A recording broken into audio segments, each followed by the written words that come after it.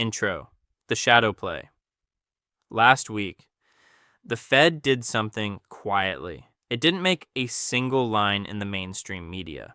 It wasn't in the stock market headlines. But let me tell you this move directly changes what banks can do with billions of dollars.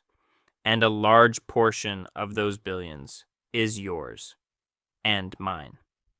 Today, I'm going to explain what is being called hidden QE, why the Fed is doing this under the radar, how banks are positioning themselves in this game, and most importantly, what you should do. But first, if you want to understand how a bank that takes your jewel and moves it into government bonds is both fleecing you and making you feel safe, you're in the right place.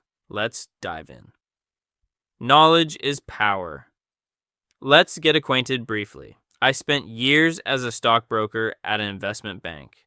Most of my clients were the wealthiest of the wealthy, the top 1% of society. I saw firsthand how these people protected their money, grew it, and, quite often, how they hid it from you.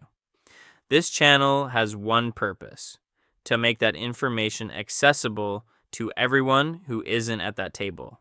Because when it comes to money, knowledge truly is serious power.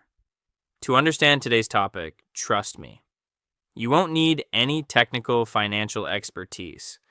I'll explain everything using everyday examples. But by the end, you will realize that the Fed's latest move is not nearly as innocent as it seems. Section 1, what is QE? The pizza slice analogy. The easiest way to explain quantitative easing, or QE, is through pizza. Imagine the economy is a pizza.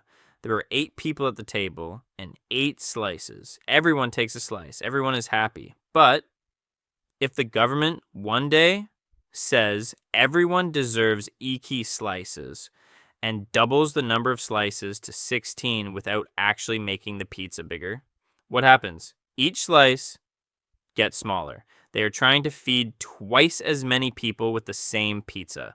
That, right there, is printing money. It is inflation itself. In QE, the Fed buys bonds from the market and provides cash to the banking system in return. In other words, it creates new slices. The theory is this: banks take that money and give loans to everyone. Companies increase their investments, and the wheels of the economy turn. Since the 2008 crisis, the Fed has conducted 3 major rounds of QE. When the pandemic hit in 2020, they stepped back in. We're not talking billions, but tens of trillions of dollars. It's almost impossible to imagine. The result? Inflation soared. Interest rates hit 0. And the stock market spiked. And the average citizen didn't even understand why their slice of pizza was shrinking.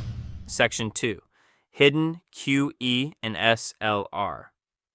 Now, let's get to the core issue of today, SLR, or the Supplementary Leverage Ratio. It essentially answers this question. For every $100 in assets a bank holds, how much real capital must it keep in reserve? Think of it like a mortgage. Suppose you're buying a house for $1 million. For the bank to give you a loan, you might need to put down $100,000 as a down payment. That ratio is your leverage limit. In other words, no matter how much real money the bank has, it cannot lend infinitely. SLR does exactly this for banks. No matter how much money they hold, they must set aside and keep a certain amount as real capital. During the pandemic, the Fed made an exception to the SLR, claiming the system was under stress. They told banks, you don't have to include government bonds and your reserves at the central bank in your leverage calculations. This meant banks could hold billions of dollars in government paper without having to set aside capital. Essentially, their reserve requirements were zeroed out. The Fed called this exception temporary and ended it in 2021. The markets stumbled a bit that day. Bond yields immediately shot up. Now in 2026, this debate is back on the table. The Fed and the banking lobby want the SLR revised or permanently loosened. Why hidden QE? Because there was never an official QE announcement. But if SLR is loosened, banks can hold far more government bonds, which automatically increases the demand for those bonds. So, the Fed isn't printing money, but the banks are funding the market on its behalf. The result? An excessive flow of money into the market. A silent, quiet, hidden QE. Section 3, your money. Now for the real question. How much money do you have in the bank? 50,000? 200,000? Have you ever wondered what is being done with that money? Let me explain it. Step by step. Step 1. You deposit your money in the bank. The bank gives you 2, maybe 3% interest. Step 2. The bank invests the bulk of this money in government bonds. Look at the rates today. Government bond yields are 5, 7, sometimes even higher. Step 3. The bank pockets the difference. We call this the spread. You get 2%, the bank earns 7%. That 5% difference is the bank's profit. Your money is working for them. Now, if SLR is loosened, banks can buy more bonds while holding less capital. This increases their spread, their profits grow, and you are still spinning around your 2% deposit thinking you've earned money.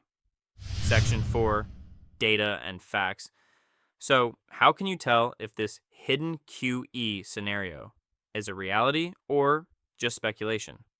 Here are 3 concrete data points to follow. First, Fed reserve balances.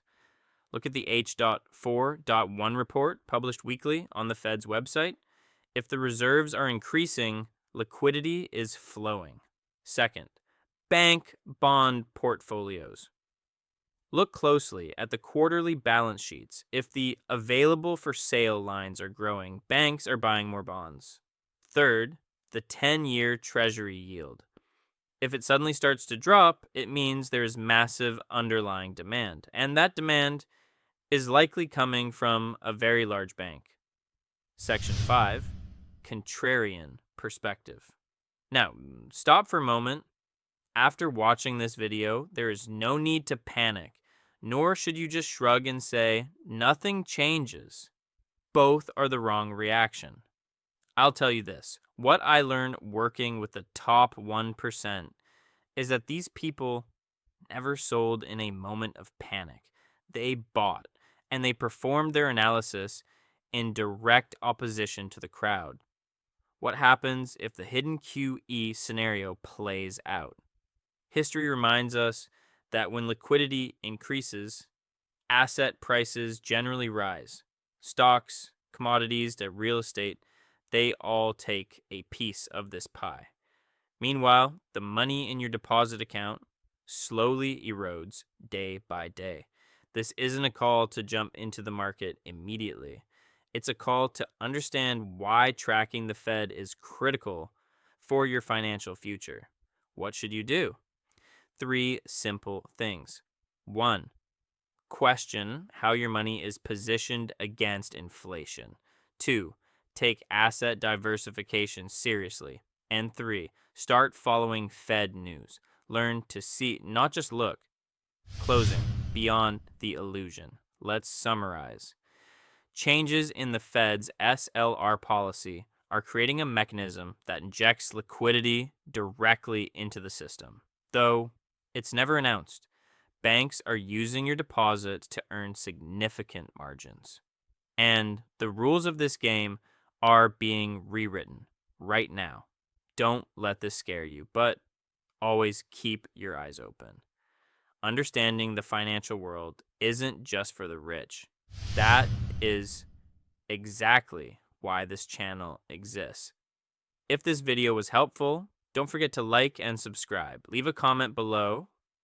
Had you heard about this topic before? and what topic should I cover next. I'll see you in the next one.